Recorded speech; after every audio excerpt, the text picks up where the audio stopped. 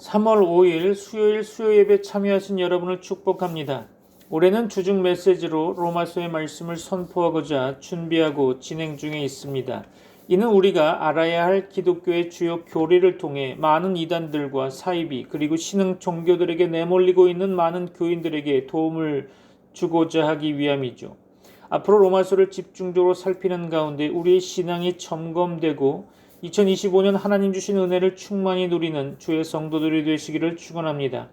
오늘의 말씀은 로마서 2장 25절로 29절 말씀으로 할례는 마음에 할지니라는 제목으로 하나님의 말씀을 선포하고자 합니다. 로마서 2장 25절로 29절의 말씀을 제가 받들어 봉독하겠습니다. 로마서 2장 25절로 29절 말씀입니다.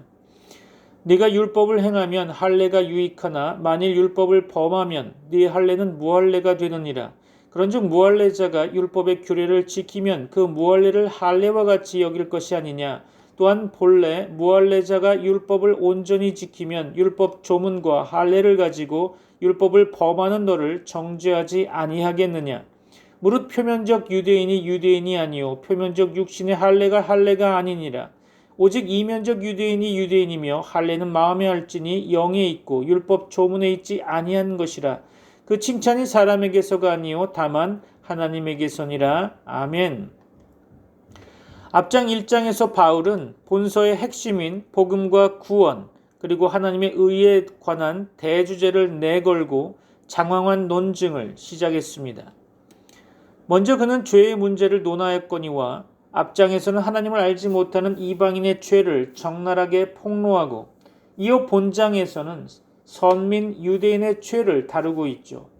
즉 하나님께로부터 율법을 받은 유대인들은 그 특권에도 불구하고 형식적 율법주의의 오류를 범하였으므로 여지없이 하나님의 심판을 받아야 한다는 신랄한 비판이 가해지고 있는 거죠. 본장의 내용에 들어가기 전에 염두에 두어야 할 사항이 몇 가지 있습니다. 첫 번째로 문맥상의 유의점이죠. 바울의 기독교 강론은 앞장 1장에서 이미 시작되었거니와 바울은 먼저 인간의 죄 문제를 다루고 있습니다. 인간에게 왜 복음이 필요한가를 설명함에 있어서 하나님을 떠난 인간의 죄악된 상황을 지적하지 않을 수 없었던 거죠. 그는 복음이야말로 인간을 구원하는 하나님의 능력이라고 정의하고 있는 바 인간이 하나님 앞에서 온전한 존재라면 구원이라는 말은 필요 없겠죠. 이에 바울은 구원의 당위성을 선포하기 위해 인간의 죄를 집중적으로 파헤쳐 지적하고 있고 이로써 독자들로 하여금 하나님 앞에서 죄인된 자신의 정체를 깨닫게 하고자 했던 것입니다. 앞장에서 바울은 이방인의 참담한 죄악상을 폭로했고 본장 2장에서는 유대인의 죄악상을 낱낱이 지적하고 있으며 이는 다음 장인 3장까지도 계속되고 있죠. 바울은 본장 2장에서 율법 없는 이방인도 죄인이고 하나님께로부터 율법을 받은 유대인도 똑같이 죄인임을 증명하므로 모든 인간은 죄인이고 하나님께로부터 율법을 받은 유대인도 똑같이 죄인임을 증명해 보임으로써 모든 인간은 죄인이라는 결론을 내리고 있죠. 인간은 누구나 다 죄인으로서 하나님의 진노 아래 있다는 것이 바울의 인간 이해의 출발점인 것입니다. 이렇듯 바울은 로마 교회에 자신의 기독교 신앙 체계를 알리고자 함에 있어서 죄의 이론으로부터 시작하고 있으니 이는 앞장 1장 18절에서 다음 장인 2장 20절까지 계속되고 있는 거죠. 그 뒤부터는 바울의 구원론이 펼쳐지고 있습니다. 자, 두 번째로 내용과 구조 그리고 문체상의 특징을 좀 살펴보면 본장 2장은 내용과 구조 면에서 앞장인 1장의 후반부 1장 18절로 32절의 말씀과 병행을 이루고 있죠. 내용상의 공통점은 하나님의 관점에서 본 인간의 부당성입니다. 다른 점이 있다면 단지 앞장 1장에서는 이방인의 죄성에 초점을 두었으며 본장 2장에서는 타락한 유대인들에게 초점이 맞추어져 있다는 거죠. 이 두 부분에서는 각각 이방인과 유대인의 죄에 대한 일반적인 묘사가 이루어지고 있고 뒤따라 매우 구체적인 죄목들이 열거되어 있습니다. 한편 바울은 본장 2장을 기록함에 있어서 특수한 문체를 사용하고 있죠. 그것은 소위 디아트리베라고 하는 문체로서 당시 고대인들이 자주 사용하던 문체입니다. 즉 가상적인 비판자를 설정해 두고 그로부터 나올 듯한 질문이나 반론에 대답하는 방식인데요. 본장 2장에서 바울은 누군가를 향해서 계속 그의 죄를 고발하고 있거니와 처음에는 그 대상이 누구인지 전혀 암시를 주고 있지 않지만 차츰 그 대상이 유대인들이라는 사실이 명백히 드러나고 있죠. 이로써 앞장에서 바울의 설교를 열심히 듣고 있던 상상의 인물도 또한 바로 유대인들이었음이 밝혀지고 있습니다. 바울은 본장 2장에서 유대인의 죄를 지적하기 위해서 먼저 이방인의 죄를 언급했죠. 바울은 동족에 대한 애착을 가지고 유대인의 민족적인 속성을 잘 지적하면서 무엇보다도 그들이 하나님께 돌아오도록 호소하고 있는 것입니다. 바울은 유대인들을 향한 논증을 전개함에 있어서 호칭과 물음 등의 생생한 대화체의 논술 방법을 선택하며 사용하고 있죠. 또한 바울은 본장 2장에서 법적인 용어들을 사용하고 있는데요. 이는 앞장에서 다루고 있는 1장 18절로 32절 내용과는 좀 달리 묵시문학적 종말 사상과 결합되어 나타나고 있습니다. 즉 세상 역사의 마지막 날에 하나님께서 각 사람의 행한 대로 심판하신다는 선언이죠. 바울은 본장 2장을 통해서 단순히 유대인들을 향한 엄한 책망에 머물지 않고 나아가 유대인의 회개를 강렬하게 호소하고 있으니 그의 동족에 대한 복음 전도의 열정을 발견할 수 있으며 또한 기독교 신앙을 체계화시키는 데 있어서 탁월한 그의 수사학적 재능을 엿볼 수 있을 것입니다. 자, 세 번째로 본장의 강조점을 좀 살펴본다면 본장 2장의 논증을 통해 바울이 강조하고 있는 것은 모든 인간은 하나님 앞에서 동일하게 죄인이라는 사실입니다. 즉 하나님 없는 이방인이나 하나님의 택한 백성이라고 자부하는 유대인이나 똑같이 심판의 대상이 된다는 거죠. 바울은 하나님의 심판은 공정하여 대상의 여하를 막론하고 행위대로 판단하신다는 사실을 강조하면서 율법과 할례의 의미를 새롭게 계시하고 있습니다. 유대인들은 남달리 하나님의 말씀을 위탁받고 할례까지 받은 자들이었으나 그로 인하여 하나님의 뜻과 진리는 더 잘 이해하고 행하기는커녕 오히려 이방인들과 마찬가지로 불의를 행하고 있다는 거죠. 이방인의 사악한 세계를 심판하는 경건한 유대인들조차도 허구로 가득했으며 율법과 할례에 대한 그들의 자부심과 우월의식 또한 허구와 어리석음에서 벗어날 수 없었던 것입니다. 이처럼 외형에 치중하는 표면적 유대인이 아니라 오직 이면적 유대인이 진정 유대인이며 할례는 마음에 할 것이라는 바울의 선언으로 말미암아 본장 2장의 핵심을 잘 나타내주고 있습니다. 인간이 하나님의 뜻을 행하지 않을 때에는 율법이나 할례가 아무런 의미도 없는 것입니다. 복음의 관점에서 평가할 때 당시 유대인들은 이방인들과 마찬가지로 하나님의 심판을 받아 마땅한 존재들이었죠. 이로써 바울은 하나님 앞에서 모든 인간은 심판받아야 할 죄인이라는 결론에 도달하게 됩니다. 이러한 바울의 사상은 당시 민족주의 감정이 고조되어 갔던 유대인들의 극심한 반대와 핍박에 부딪히지 않을 수 없었던 것이죠. 하지만 동족 유대인을 향한 바울의 뜨거운 열정은 그들의 온갖 핍박과 박해에도 불구하고 진리를 선포하고 회개를 촉구하고 있습니다. 한편 본장 2장의 내용은 네 부분으로 나눌 수 있는데요. 첫째 문단은 기본 명제로서 심판자이신 하나님 앞에서 인간의 외모는 중요하지 않음을 강조하고 있죠. 1절로 11절입니다. 둘째 문단에서는 율법을 소유하고 있는 것에 근거하여 의롭게 될 수 있다는 유대인의 생각을 부인하고 있는 거죠. 12절로 16절 말씀이죠. 셋째 문단에서는 유대인들의 율법 위반, 즉 죄악상을 폭로하고 있습니다. 17절로 24절이죠. 또한 오늘 본문이 속한 마지막 문단에서는 할례의 특권을 박탈함과 동시에 그 의미를 새롭게 부여하고 있죠. 그럼 로마서 2장을 전체적으로 복습하는 차원에서 다시 한번 정리하면 로마서 2장 1절로 11절의 말씀은 하나님의 공명정대하신 심판을 피할 수 없음을 선포하고 있죠. 본문은 인간은 누구나 하나님의 진리의 척도에 의해서 심판을 받는다는 사실을 표명하고 있습니다. 앞장 1장에서 이방인을 신랄하게 고발한 내용을 듣고 공감하던 유대인들을 향하여 바울은 그들이 범한 판단의 오류를 지적하고 있고 그들 역시 하나님의 공명정대하신 심판을 피할 수 없음을 일깨워주고 있습니다. 하나님은 결코 외모로 사람을 판단하지 않는다는 것이 본문에 나타난 바울의 주장이죠. 즉 하나님의 심판은 유대인에게나 이방인에게나 똑같이 임한다는 사실입니다. 본문에서 바울은 특권의식에 사로잡혀 어리석은 행동을 하고 있는 유대인들의 환상을 깨뜨리기 위해 기초작업에 들어가고 있는 거죠. 자, 몇 가지 사항들을 주의 있게 살펴봄으로써 본문 2장의 전체 내용을 다시 한번 상고해 보고자 합니다. 첫 번째로 유대인들의 그릇된 자기 이해 부분을 좀 살펴보면 바울은 그리스도의 사도가 되기 이전에 철저한 유대교인이었으므로 자신의 체험을 통해 유대인들의 생각을 정확하게 꿰뚫고 있었던 것으로 보여집니다.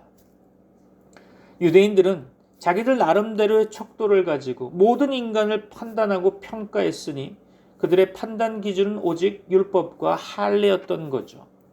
유대인들은 자신들의 율법을 소유하고 있으며 할례도 받았으므로 이방인들과는 달리 의로운 자이고 그러므로 만사가 형통할 것이라는 영적 오만과 편견에 사로잡혀 있었던 것입니다. 그들은 우상 숭배하는 이방인들을 정죄했으며 이방인들이 부도덕함에 대해 멸시와 조롱을 일삼았고 심지어는 짐승보다는 못한 존재로 취급하기도 했죠.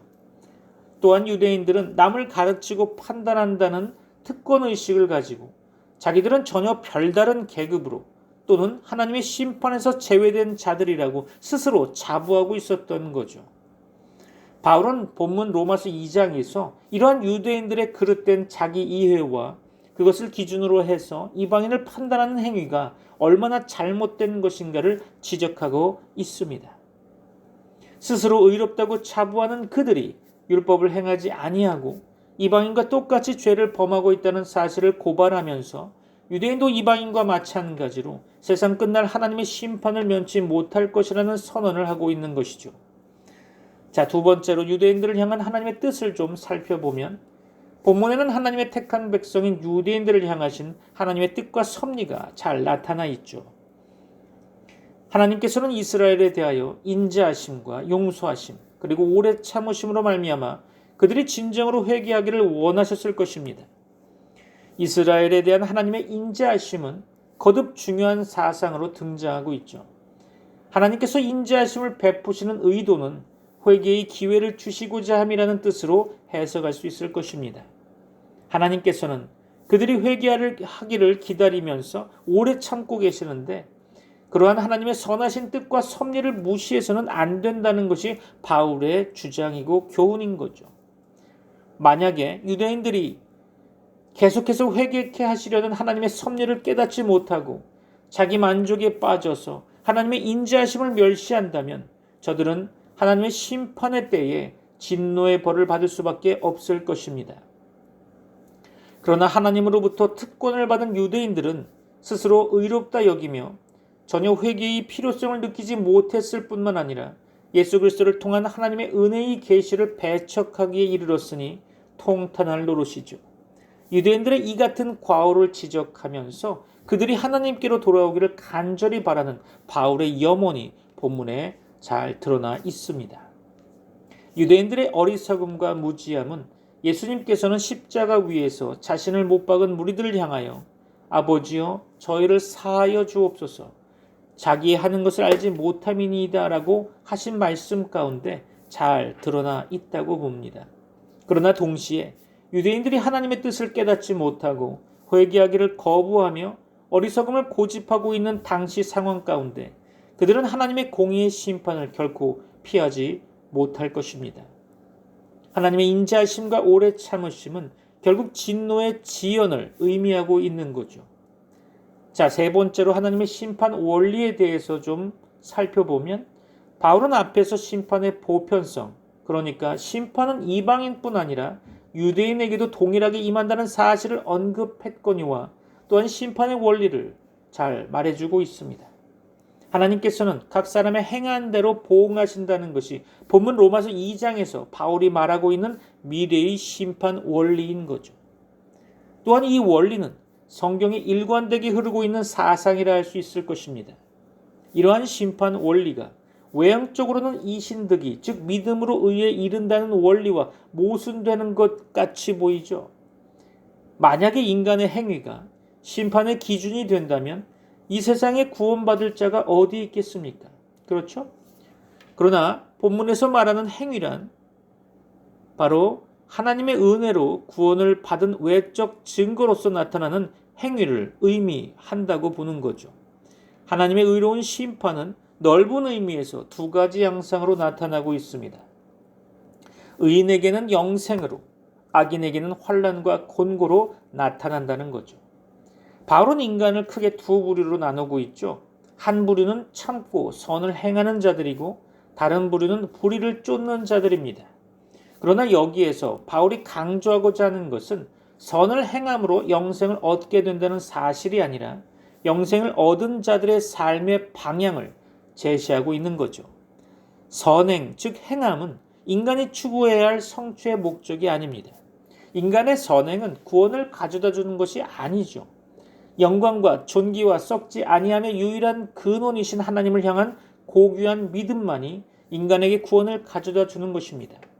바울은 결론적으로 하나님께서는 외모로 사람을 취하지 아니하신다고 선언함으로써 하나님의 심판은 공정하다는 원리를 시종일관 주장하고 있습니다.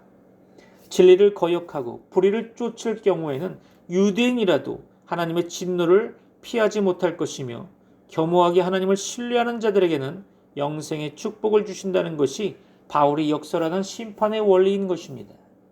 바울은 본문 로마서 2장을 통해서 하나님의 진노와 심판을 면할 것이라는 유대인들의 환상을 여지없이 깨뜨리고 있죠. 본문에서 언급하고 있는 하나님의 진노 부분을 좀 살펴볼까요? 하나님의 진노라는 바울의 표현은 하나님의 심판을 뜻하는 지배적인 개념으로 여러 번 등장하고 있습니다. 본 주제 강해에서는 하나님의 진노에 관한 신학적 의미에 관해서 좀 살펴보려고 하는데요. 하나님의 진노는 하나님 자신의 인격적인 표현, 즉 신적인 감정을 나타내고 있는 거죠. 하나님의 진노는 하나님이 무엇을 행하시느냐에 대하여 말하고 있을 뿐 아니라 또한 그의 사역 가운데 그분이 어떤 분이시냐에 대해서 말하고 있는 거죠. 예컨대 하나님의 진노와 의로운 심판 혹은 하나님의 진노와 의라는 동의어로 사용되고 있는데요. 하나님의 진노는 하나님께서 그의 거룩한 채찍으로서 설정된 저주의 실현이죠. 자, 갈라디아서 3장 10절 참고로 볼까요? 무릇 율법 행위에 속한 자들은 저주 아래 있나니 기록된 바 누구든지 율법책에 기록된 대로 모든 일을 항상 행하지 아니하는 자는 저주 아래 있는 자라 하였음이라. 아멘. 그렇죠. 이같이 하나님의 진노는 하나님의 의와 거룩을 잘 나타내주고 있는 개념이라 하겠습니다. 한편 하나님의 진노는 때때로 종말론적 심판의 개념으로 사용되기도 하죠. 이 사실은 거듭 반복되고 있는 오는 진노에 대한 언급으로부터 드러나고 있습니다. 이 진노는 하나님의 진노의 날에 나타날 것이며 그때 의로우신 심판이 수행되는 거죠. 결론적으로 바울은 피할 수 없는 하나님의 심판에 대해 실제로 하나님의 진노를 언급함으로써 복음의 필요성을 더욱더 강조하고자 했던 거죠. 즉 하나님을 떠난 자들에게 임하는 하나님의 진노에 관한 지식은 율법에 대한 그 자신의 행위를 바탕으로 해서 스스로 의를 성취한다는 것이 전적으로 불가능하다는 사실과 오직 그리스도를 통한 구원만이 가능함을 시사하고 있는 거죠. 로마서 2장의 두 번째 단락으로 2장 12절로 16절 말씀 가운데 행위에 따른 하나님의 심판을 바울은 언급하고 있죠. 본문에서 바울은 앞문단에서 논의된 문제를 더욱 집중하고 있습니다. 앞에서 하나님의 심판은 이방인뿐 아니라 유대인에게도 동일하게 임한다는 사실을 강조했죠. 로마서 2장의 두 번째 단락에서는 하나님의 거룩한 판단 기준인 율법의 개념을 도입해서 그 정죄적 측면을 부각시키므로 인간은 오직 믿음으로만이 의롭게 될 수 있다는 원리를 이끌어냅니다. 몇 가지 사항들을 통해서 로마서 2장의 두 번째 단락인 12절로 16절의 내용을 상고해 보고자 합니다. 자, 첫 번째로 유대인이 받은 하나님의 율법 면에서 보면 바울은 차별이 없는 하나님의 심판, 곧 유대인이나 헬라인이나 마찬가지며 율법을 가지고 있는 자나 율법을 가지고 있지 않는 자나 똑같이 심판을 받는 사실을 거듭 강조하고 있습니다. 유대인은 하나님의 율법을 받았으므로 그 법이 곧 하나님의 심판 기준이 될 것입니다. 즉 율법을 받은 유대인들은 율법으로 인하여 하나님의 뜻을 알고 선악을 분별할 수 있는 특권을 지녔으므로 율법을 어길 경우 율법에 의해 정죄를 받게 되는 거죠. 그리고 율법에 나타난 하나님의 뜻대로 행하지 않고 범죄하는 유대인들은 율법 없는 이방인과 다를 바 없죠. 바울은 유대인들이 율법을 가지고 있으면서 범죄했다는 사실을 더욱 확실하게 이해시키기 위해 어떤 원리를 내세우고 있죠. 즉 하나님 앞에서는 율법을 듣는 자가 의인이 아니라 오직 율법을 행하는 자가 의롭다 하심을 얻게 된다는 거죠. 율법을 행하는 것이 하나님의 구원의 은혜에 대한 감사와 헌신의 결과라는 의미에서 율법을 행하는 것은 하나님께로부터 의롭다 하심을 얻는 중요한 근거가 된다는 거죠. 이처럼 하나님의 말씀을 듣고 행하는 것이 중요하다는 사상은 일찍이 예수님께서 산상수훈에서 강조한 바 있습니다. 야고보서에서도 누누이 강조하고 있는데요. 유대인들은 회당에서 율법은 들을 수 있었지만 그것이 그들의 삶에 어떠한 영향도 미치지 못했을 때 그들은 하나님의 진노의 대상이 되었던 것입니다. 단순히 율법을 소유하고 있다는 이유만으로 하나님의 인정을 받고자 하는 유대인들의 불성실하고 오만한 태도는 하나님 앞에 결코 용납될 수 없었던 거죠. 자, 두 번째로 이방인의 법인 양심에 대해서 좀 살펴보면 앞문단 로마서 2장 1절로 11절 말씀 가운데 바울은 유대인이 행위에 따라 심판을 받는다는 원리를 설명했죠. 이방인에게도 그 행위에 따르는 심판이 적용되는가 하는 문제를 본문에서 다루고 있는 것이죠. 이방인은 비록 유대인과 같이 율법을 부여받진 않았지만 이로써 자신의 범죄를 변명하지 못하는 것은 그에게 양심의 법이 부여되었기 때문입니다. 율법을 받지 않은 이방인일지라도 마음에 새겨진 율법에 의해 지배를 받는다는 사실이죠. 하나님께서는 인간의 본성을 통해 하나님의 뜻을 계시하셨으니 이미 율법의 기본적 요구사항이 인간의 마음에 새겨져 있다는 것입니다. 다시 말해서 하나님을 아는 지식이 인간의 본성의 도장처럼 찍혀져 있으니 저들은 비록 율법을 듣지 못했으나 자신과 타인의 행위를 판단할 수 있는 양심을 지니고 있다는 것이죠. 여기에는 바울은 인간의 내면 세계를 마치 법정처럼 묘사하고 있는 바 인간은 양심의 법정에서 무죄로 선고되기도 하고 유죄로 선고되기도 합니다. 바울이 말하는 이방인에게 있어서 양심의 기능은 유대인에게 있어서의 율법의 기능과 거의 유사하죠. 그들은 한편으로는 율법이 없는 사람들이지만 다른 한편으로는 율법 아래 있는 사람들입니다. 양심이 스스로에게 율법이 되기 때문이죠. 그러므로 이방인도 유대인과 마찬가지로 행위에 의해 심판을 받게 된다는 논리가 성립되고 있습니다.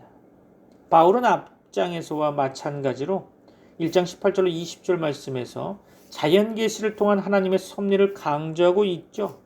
그 의도는 전 인류가 하나님 앞에서 죄인이라는 사실과 그러므로 복음을 필요로 하는 존재임을 알리고자 했던 것입니다.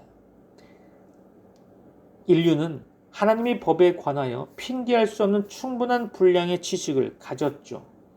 유대인과 이방인 모두 충분한 분량의 진리의 빛을 받은 것이 분명한데 그럼에도 불구하고 그들은 빛을 거스리며 계속해서 죄를 반복해서 어두움 속에 거하고 있었으니 이로써 비극적인 종말이 점점 가까이 임박하게 된 거죠.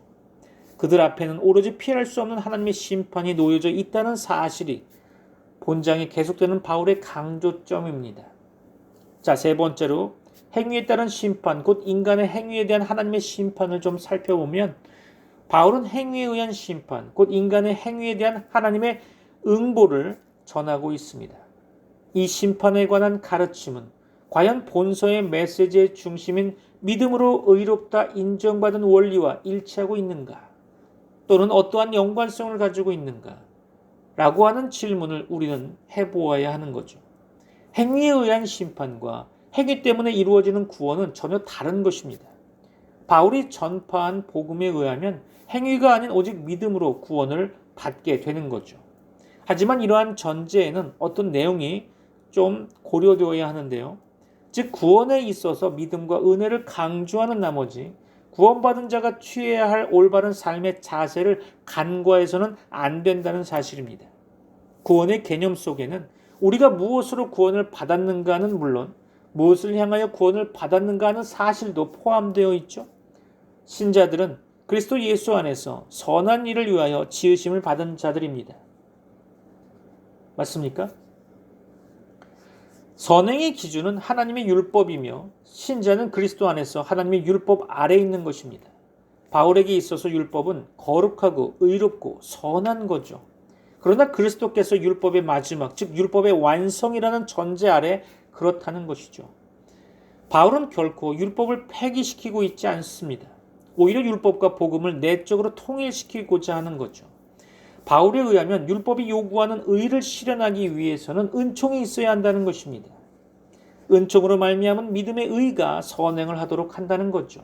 이것이 바울이 말하고자 하는 믿음으로 의롭게 된다는 것의 목적인 것입니다. 모든 것은 믿음과 은총으로부터 나오나 동시에 모든 것은 인간의 행위에 달려있다는 것입니다. 어렵죠. 왜냐하면 하나님께서 마지막 날에 사람들의 은밀한 것까지 심판하실 것이기 때문입니다. 그러므로 신자는 떨리는 마음으로 구원을 이루어 나가야 할 것입니다.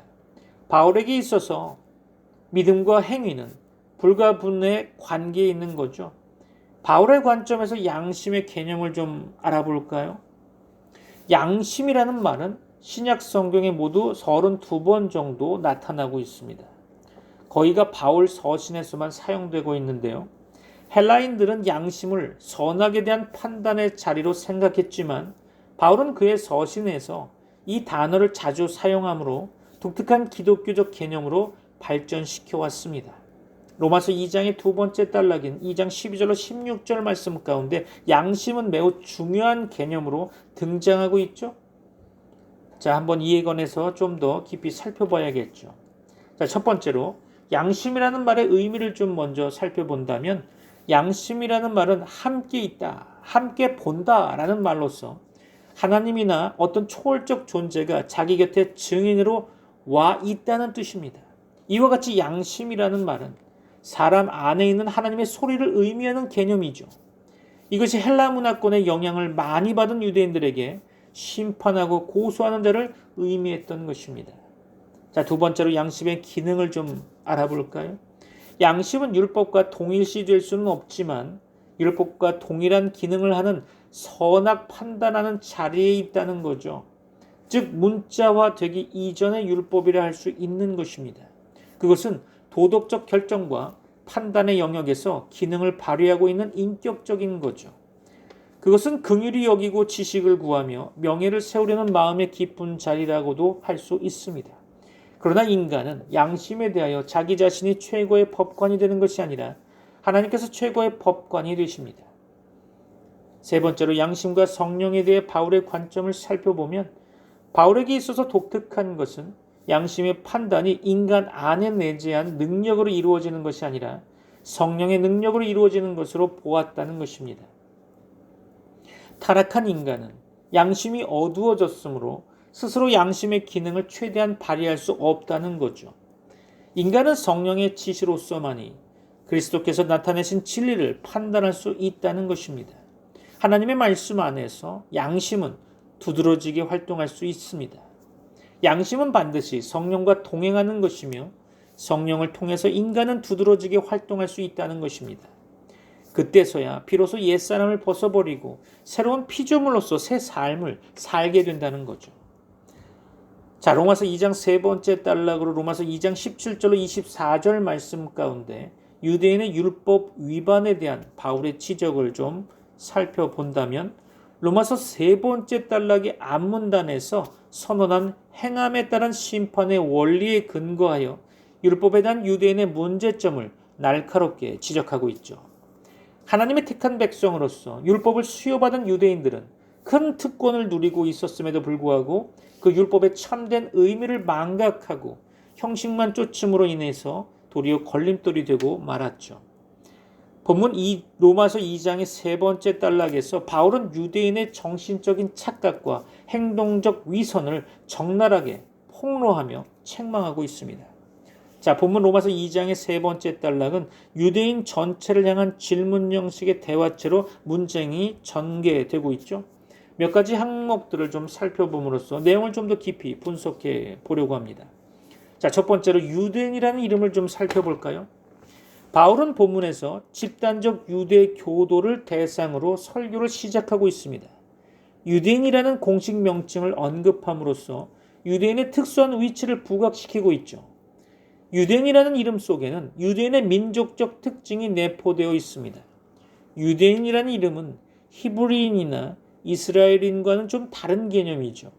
유대인은 이방인과 대립되는 개념으로서 율법을 종교 원리로 삼는 사람을 가리키고 있는 거죠. 유대인이라는 자의식은 그들을 지탱하는 힘이었으며 그들은 유대인이라는 이름을 명예스러운 이름으로 삼았죠. 한 이름을 가진다는 것은 그 이름에 부합된 의무와 긍지를 갖고 있는 바 유대인들은 이방 세계에서 유일신 하나님의 존재를 고백하고 그분의 뜻에 따라 행하는 민족이었습니다. 그러므로 유대인이라는 개념은 율법과 하나님의 개념이 포함되어 있는 이름이라고 할 수 있을 것입니다. 유대인은 하나님께서 주신 율법을 의지하고 하나님을 자랑하는 자들이었죠. 다시 말해서 유대인이라는 이름 속에는 율법과 하나님을 자랑하는 그들의 민족적 종교적 특성이 잘 드러나 있다고 봅니다. 바울이 본문에서 특별히 유대인이라는 이름을 내세운 까닭은 바울 자신이 유대인으로서 누구보다도 그 이름을 자랑스럽게 여기던 자였으나 그 위대한 이름에 합당한 신앙적 삶을 영위하지 못하는 동족 유대인들의 현실을 안타깝게 여기고 저들이 회개하고 하나님께로 돌아옴으로 그 이름의 명예를 회복하기를 기대했던 것이죠. 자, 두 번째로 유대인과 율법에 대해 좀 살펴볼까요? 유대인의 독특한 표식은 율법과 할례입니다. 기억하시기 바랍니다. 율법과 할례. 로마서 2장의 세 번째 단락에서는 유대인이 소유한 율법에 대하여 집중적으로 다루고 있죠. 바울은 본문에서 먼저 유대인의 현실을 그대로 표현하고 있습니다. 즉 율법을 받은 자로서의 유대인을 높이 평가하고 있는 거죠. 유대인은 이방인과는 달리 하나님께로부터 율법을 받은 자로서 하나님의 백성이라는 긍지를 가지고 있었으며 따라서 하나님의 뜻이 무엇인지 분간하고 있었고 율법을 통하여 어느 것이 선한 것인지를 구분할 수 있는 특권을 받았던 것입니다.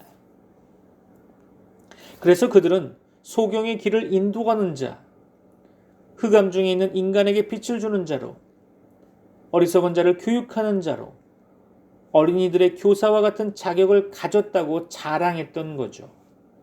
그들이 그렇게 자만할 수 있었던 이유는 율법에 있는 지식과 진리의 규모를 가진 자였기 때문일 것입니다. 즉 그들은 율법에 대한 구체적인 지식을 지니고 있었기 때문에 다른 사람을 가르치고 인도할 능력이 있다고 자신했던 것입니다.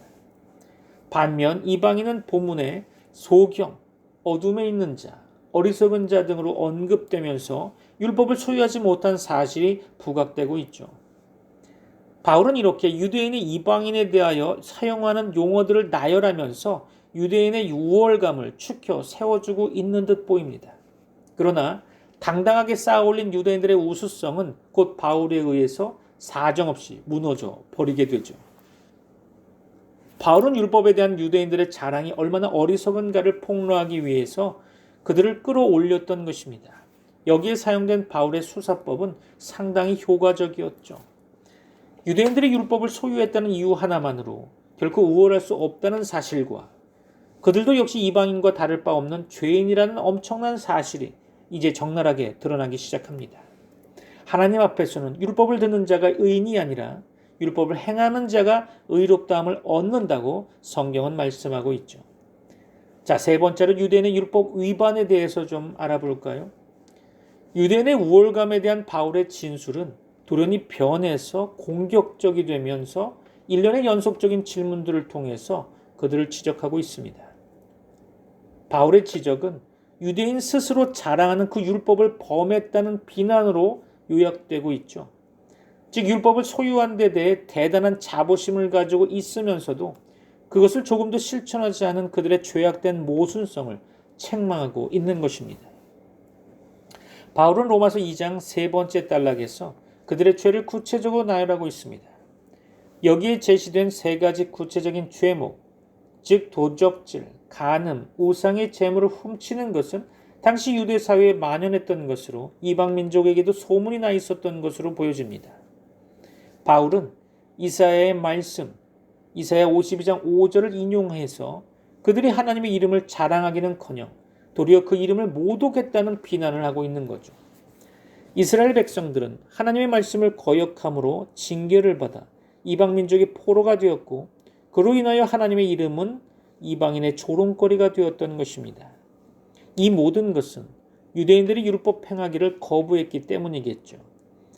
바울이 유대인의 죄를 여지없이 몰아세운 것은 그들로 하여금 그 자신들의 영혼 상태를 직시하여 하나님을 경외하는 참 유대인의 모습으로 돌아오기를 염원했던 까닭일 것입니다. 하나님은 인간을 외모로 판단하지 않는다는 것이 계속되는 바울의 주장이었죠. 그들의 형식적 율법주의는 하나님 목전에 아무런 의미도 갖지 못하고 오히려 가증되이 여겨질 뿐입니다. 비록 율법 없는 이방인일지라도 하나님을 신뢰하고 선을 행한다면 의롭다함을 얻게 되는 거죠. 이러한 사실은 바울 자신이 이방인 선교를 통해 친히 체험한 바 있었을 것입니다. 하나님께서는 그를 경외하는 이방인들에게 놀랍게 역사하셨죠. 하나님 앞에서는 모든 인간이 동일한 선상에 놓여져 있다는 것입니다. 로마서 2장 세 번째 단락에서 날카롭게 지적된 유대인의 형식적 율법주의는 마지막 문단에서 할례와 연관되어 계속 이어지고 있죠. 이어서 오늘 상고할 본문의 말씀 로마서 2장 25절 29절 말씀에서 인간을 의롭게 하지 못하는 할례에 대해서 좀 더 깊이 상고해 보고자 합니다. 앞문단인 로마서 2장의 세 번째 단락에서 유대인을 구별시키는 가장 큰 표식이 뭐라고 그랬죠? 율법과 할례라고 했죠? 그런데 여기서 율법을 중심으로 유대인의 죄를 드러낸 바울이 이어 본문 로마서 2장의 마지막 네 번째 단락에서 오늘 본문의 말씀 가운데 할례를 들어서 유대인의 위선적 형식주의를 신랄하게 비판하고 있습니다. 과연 참 유대인이 누구인가 하는 것이 결론적인 문제가 되고 있는 거죠. 본문을 상고하기 위해 몇 가지 사항들을 고찰해 보면서 하나님의 말씀을 상고해 보고자 합니다. 많이 피곤하시죠? 말씀 들으실 준비가 되어 있나요? 자, 그럼 몇 가지 사항을 집중적으로 살펴보고자 합니다. 첫 번째로 할례의 본래적 의미를 좀 살펴보겠습니다. 할례는 남성 생식기의 표피를 잘라내는 행위로서 히브리인들이 출생 후 8일 만에 행하는 종교적 의식의 하나였죠. 이 의식은 고대 세계에서 널리 행해졌는데요. 바벨론인과 아수르인을 제외한 대부분의 셈족 사람들과 이집트인들 가운데서 행하여졌습니다. 히브리인들은 할례를 받지 않은 민족들을 무할례자라 부르면서 경멸하곤 했죠. 그러나 비록 할례 의식이 여러 민족들 사이에 행해졌다 할지라도 이스라엘에게 있어서 할례는 율법과 마찬가지로 특별한 의미를 가지고 있죠. 이스라엘에게 있어서 할례의 시작은 하나님께서 아브라함을 선택하시고 언약을 세우실 때 그 언약에 대한 인간 측의 순종과 충성의 맹세로 요구하신 사건이었습니다. 마음의 결심과 회개를 자신의 육체를 통해 나타내는 것이 바로 할례였던 거죠. 다시 말해서 할례란 몸과 마음을 정결케 하여 하나님과의 언약 관계를 형성한다는 상징적인 의미를 내포하고 있는 것입니다. 이는 신약 시대의 세례와 그 의미가 유사하다고 할 수 있겠죠. 그래서 하나님의 백성으로 새롭게 태어남을 의미하는 것입니다. 한편 할례와 세례는 모두 그것이 계속되는 순종과 충성으로 연결될 때에만 참된 의미를 발휘할 수 있는 것이죠. 자, 두 번째로 율법 준수와 할례의 관계에 대해서 좀 살펴보면 유대인에게 있어서 할례는 고귀한 언약의 상징이었습니다. 그러나 대부분의 유대인들은 할례를 육체의 자랑거리로 삼았죠. 할례를 받아야만 구원을 받을 수 있다는 그릇된 생각을 갖고 있었습니다. 바울은 오늘 본문에서 이러한 유대인의 그릇된 할례의 이해를 율법 준수와 관련하여 지적하고 있죠. 할례와 율법 준수는 결코 분리하여 생각할 수 없다는 거죠. 즉 유대인들이 생각하는 바와 같이 할례를 받았다는 사실만으로 구원을 받을 수는 없다는 것이 바울의 단호한 주장이며 결론인 것입니다. 하나님께서 이스라엘에게 율법을 주시고 할례를 받게 하신 것은 이방인들보다 하나님의 뜻과 진리를 더 잘 알고 그것을 행하여 모범이 되고 인도자가 되게 하기 위함이었죠. 그러나 유대인들은 이 사실을 알면서도 율법을 준수하지 않고 이방인과 똑같이 범죄했으니 하나님의 말씀을 위탁받고 할례를 받은 특권은 아무 소용이 없게 된 거죠. 바울은 한 걸음 더 나아가서 유대인과 이방인이 각기 그 위치가 바뀔 수도 있음을 지적하고 있죠. 만일 무할례자인 이방인이 율법을 온전히 지킨다면 말씀과 할례를 가지고 율법을 범하는 유대인들을 능가할 수 있다는 거죠.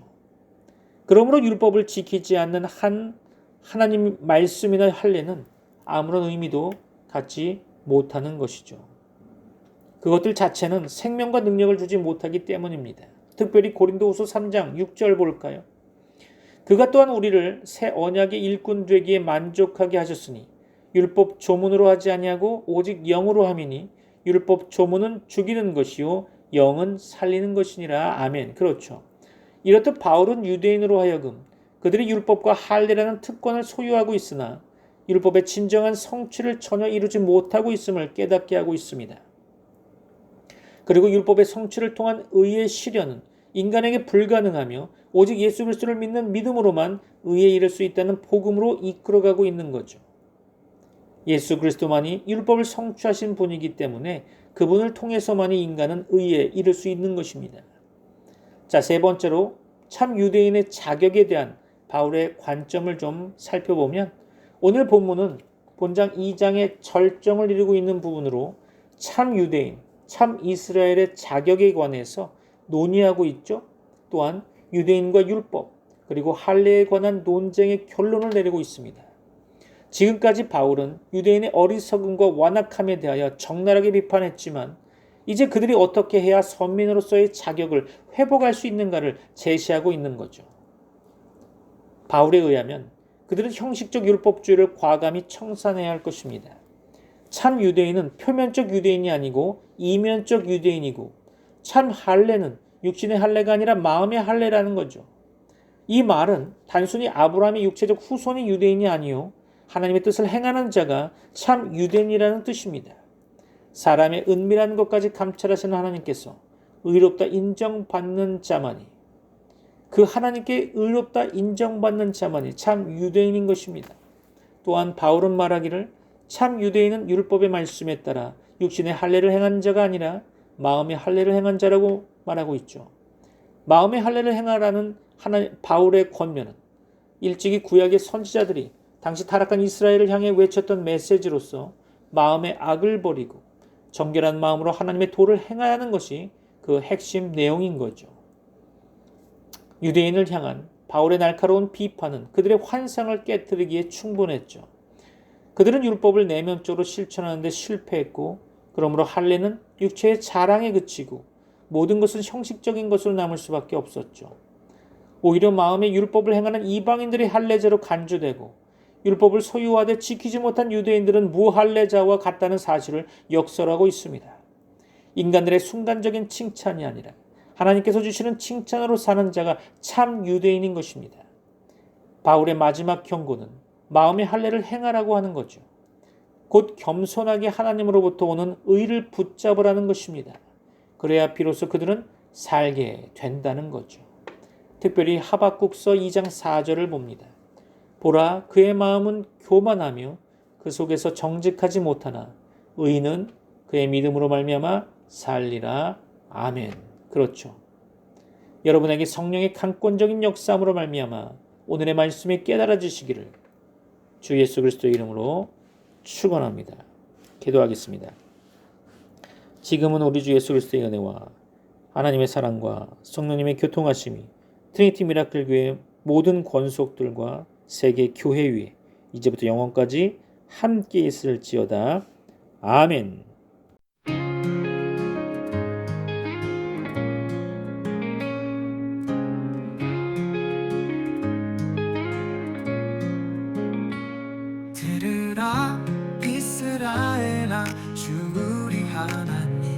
오직 한 분, 마음과 뜻과 힘 다해 주 너의 하나님 사랑하라. 들으라 들으라 이스라엘아, 주 너의 하나님을 사랑하라. 마음에 새기고 자녀에게 가르치라. 언제 어디서나 주를 사랑하라. 집에 있을 때에도 길을 갈 때에도 누워 있을 때 일어날 때에도 이 말씀을 마음에 새기고 손목과 미간에 기억하라. 들으라 들으라 이스라엘아, 주 너의 하나님을 사랑하라. 마음에 새기고 자녀에게 가르치라. 언제 어디서나 주를 사랑하라. 내 집 문설주에 네 성문을 새기라.